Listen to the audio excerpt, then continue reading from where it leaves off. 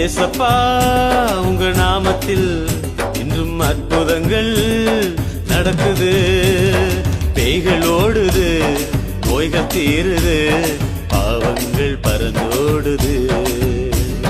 பேய்கள் ஓடுது, நோய்கள் தீருது, பாவங்கள் பறந்தோடுது.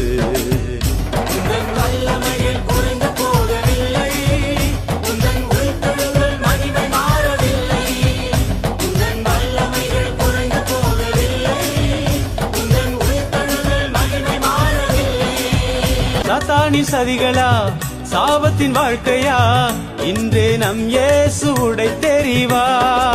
துதியின் ஆயுதம் நமக்குள் இருப்பதால் அசுத்த ஆவியை துரத்திடுவோம்.